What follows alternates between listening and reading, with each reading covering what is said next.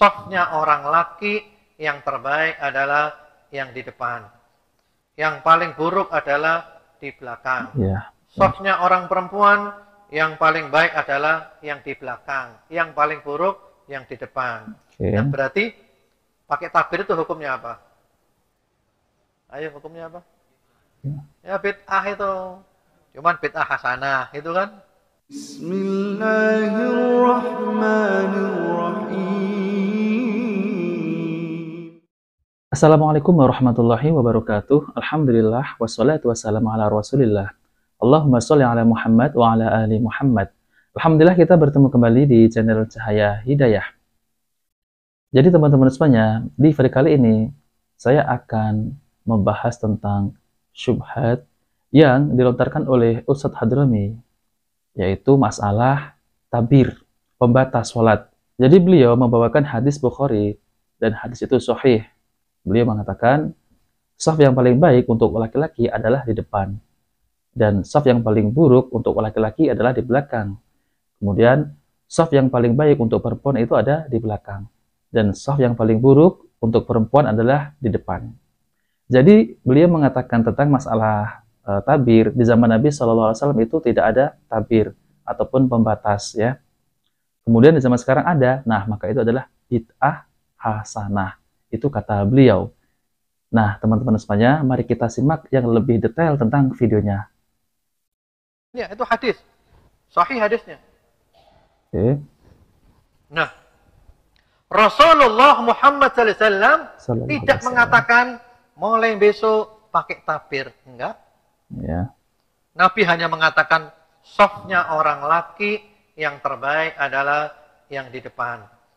Yang paling buruk adalah di belakang. Shafnya orang perempuan yang paling baik adalah yang di belakang. Yang paling buruk yang di depan. Nah, berarti pakai tabir itu hukumnya apa? Ayo, hukumnya apa? Ya bid'ah itu. Cuman bid'ah hasanah, itu kan? Jadi beliau mengatakan pakai tabir hukumnya apa? Ya, bid'ah. Cuman bid'ah hasanah. Nah, inilah syubhat yang dilontarkan oleh Ustadz Hadrami, ya. Mari kita simak kembali. Jadi demikian. Jadi itu definisi bid'ah.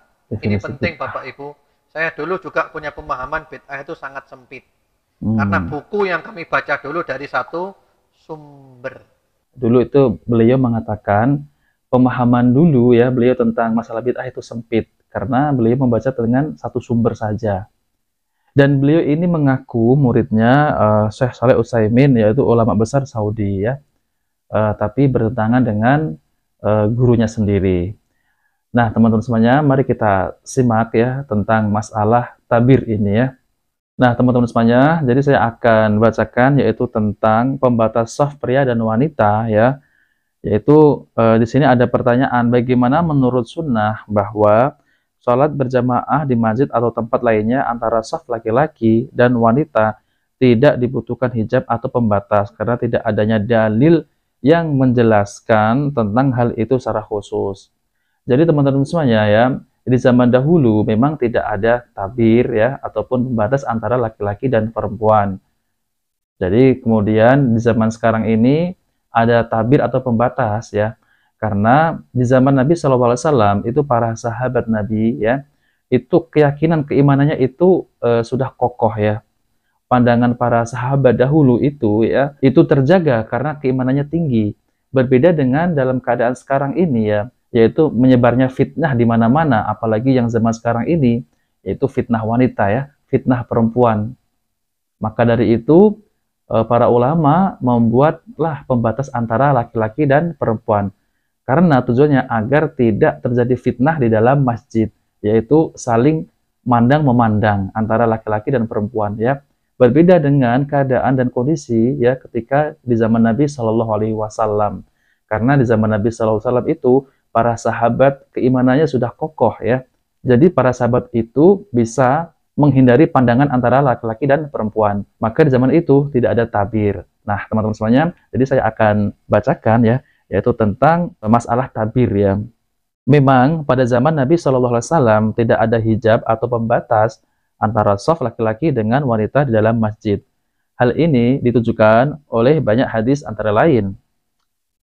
Dari Sahal bin Sa'ad radhiyallahu anhu, dia berkata, dahulu orang-orang laki-laki sholat bersama Nabi Shallallahu Alaihi Wasallam dengan mengikatkan sarung-sarung mereka pada leher-leher mereka, yakni karena sempitnya sarung-sarung mereka. Seperti keadaan anak-anak kecil, dan dikatakan kepada wanita-wanita, janganlah kalian mengangkat kepala-kepala kalian sampai orang-orang laki-laki duduk. Hadis riwayat Bukhari nomor 362 dan Muslim nomor 441. Al-Hafiz Ibnu Hajar rahimahullah berkata, para wanita dilarang dari hal itu agar ketika mengangkat kepala mereka dari sujud ya, mereka tidak melihat sesuatu dari aurat-aurat laki-laki ketika mereka bangkit. Fathul Bari syarah hadis nomor 362. Walaupun demikian, adanya hijab atau pembatas ya antara shaf laki-laki dan perempuan, yaitu pembatas yaitu antara di depan ya ataupun di sebelah belakang. Walaupun demikian, adanya hijab atau pembatas antara shaf laki-laki di sebelah depan dengan shaf wanita di sebelah belakang tidak termasuk bid'ah. Saya ulangi lagi ya. Walaupun demikian, adanya hijab atau pembatas antara shaf laki-laki dan di sebelah depan dengan shaf wanita di sebelah belakang tidak termasuk bid'ah atau perkara yang menyelisih syariat, karena hal itu termasuk sa'dud zari'ah, yaitu mencegah sarana atau sebab kemaksiatan ya, yaitu termasuk sa'dud zari'ah, yaitu mencegah sarana atau sebab kemaksiatan.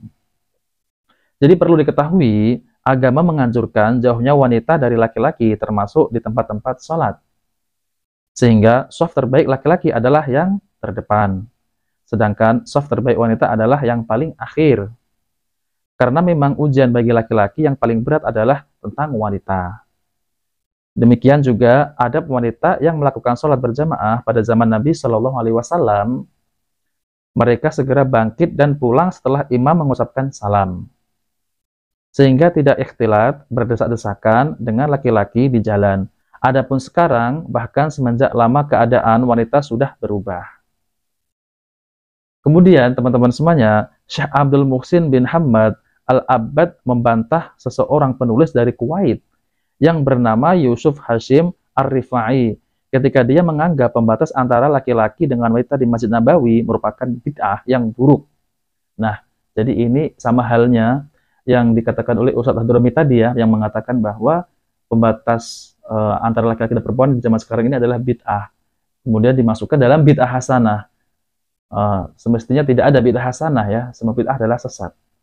Kemudian Syekh Abdul Muhsin menyanggahnya dengan menyatakan, termasuk perkara yang mengherankan dari perkara penulis ini, yaitu pendapatnya bahwa perbuatan ini, yakni membuat pembatas itu merupakan bid'ah. Padahal pembatas tersebut menutupi wanita-wanita dan melindungi mereka dari pandangan laki-laki kepada mereka. Dan menutupi pandangan wanita-wanita kepada laki-laki.